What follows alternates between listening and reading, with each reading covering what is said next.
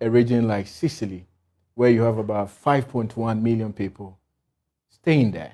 And that of Accra, we have about 6 million people right in Accra. The margin is not that wild.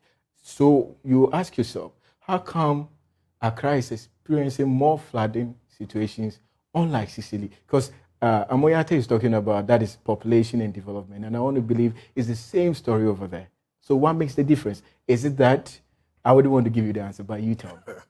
Well, let me say that perhaps they build right than we do. Development control perhaps is more swift, it's more effective. People know where to build and they build where they are supposed to build, and so on and so forth.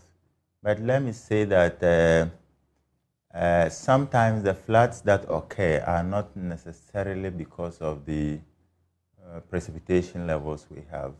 In the early 90s, for example, I think around 91, July, we had rainfall measuring around 157 millimeters. It really didn't flood 20 years on in 2011. The same 157 millimeters flooded so many places, killed 14 people, destroyed so many things. 2001 floods, a lot, destroyed so many property, killed people at only 81 millimeters. Then you have high intensity precipitation like the June 3rd one, 243 millimeters. That's so much. That's about 3 times the 221.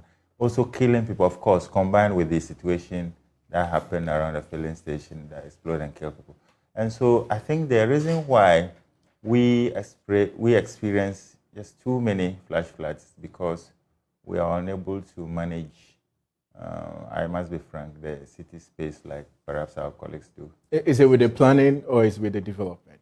Well, to plan is to express an intention about what you want, the form of a blueprint. In this case, we are talking of human settlement. Yeah. So that is fine. That is not too difficult to do.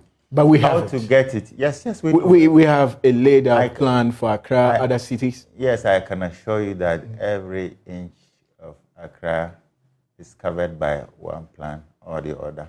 Very, very good plans.